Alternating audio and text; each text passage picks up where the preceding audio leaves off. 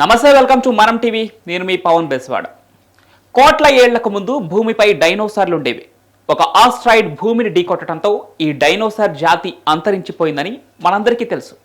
అయితే డైనోసార్లు ఎలా అంతరించిపోయాయి, డైనోసార్లను అంతం చేసిన ఆస్ట్రాయిడ్ ఇప్పుడు భూమి మీద ఎక్కడ ఉంది, ఇలాంటి విషయాల్లో ఈ వీడియోలో తెలుసుకుందాం. ఇప్పటికీ సుమారు 6.5 కోట్ల సంవత్సరాల క్రితం భూమి మీద డైనోసార్లే రాజులు. ఆకాశంలో ఎగిరే పెద్ద పెద్ద పక్షులు, భూమి మీద నడిచే టీరెక్స్లు, భారీ సముద్ర మృగాలే రాజ్యమేలేవి. అలా భూమిపై డైనోసార్లు కొన్ని కోట్ల ఏళ్లు అధికారం చెలాయించాయి. సడన్ గా ఒక భారీ గ్రహశకలం భూమి వైపుకు దూసుకొచ్చింది. దాని వ్యాసం కనీసం 10 కిలోమీటర్లు ఉంటుంది. అంటే హైదరాబాద్ నగరం అంత ఉంటుంది. కొన్ని రోజుల్లోనే గంటకు 72,000 కిలోమీటర్ల వేగంతో ఆ గ్రహశకలం భూమికి దగ్గరగా వచ్చేసింది. ఒక రోజు మధ్యాహ్నం ఆ గ్రహశకలం ప్రస్తుత మెక్సికోలోని యుకాటాన్ ద్వీపకల్పాన్ని బలంగా ఢీకొట్టింది.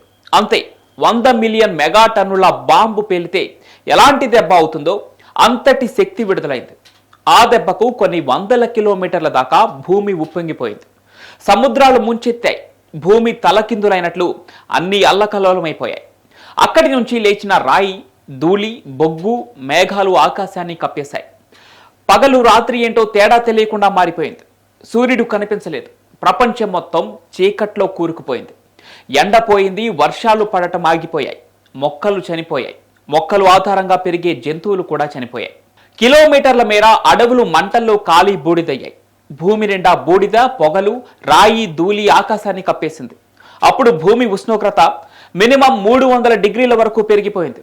అలా ఒక్కొక్కటిగా జీవజాలం పూర్తిగా నశించిపోయింది. దాదాపు 75% జీవరాశి అంతరించిపోయింది.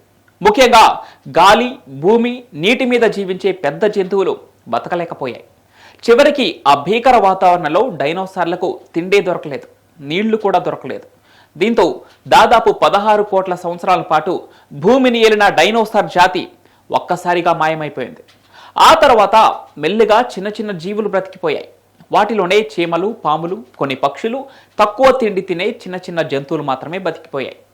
అలా మెల్లిగా భూమిపై మళ్లీ జీవరాశి పెరిగింది. కోతులు పుట్టాయి. కోతుల్లోంచి మానవులు పుట్టారు. ఈరోజు మనం చూస్తున్న జీవ ప్రపంచం అంతా ఆ డైనోసార్ల అంతమైన తర్వాతే మొదలైంది. డైనోసార్లను అంతం చేసి ఆస్ట్రాయిడ్ పడిన ప్రదేశం ఇప్పటికీ భూమిపై ఉంది. ఈ ఆస్ట్రాయిడ్ పడిన ప్రదేశానికి చిక్స్లాబ్ క్రేటర్ అని పేరు పెట్టారు. ఇది మెక్సికోలో ఉన్న యుకాటాన్ ద్వీపకల్పంలో ఉంది. సముద్రంలో ఇది దాదాపు 150 కిలోమీటర్ల పరిధిలో ఉన్న అతిపెద్ద గోతిగా కనిపిస్తుంది. ఈ క్రేటర్ను శాస్త్రవేత్తలు 1970లలో కనుగొన్నారు. ఎన్నో ప్రయోగాలు చేసిన తర్వాత డైనోసార్లను చంపిన గ్రహశకలం ఇదే అని తేల్చారు.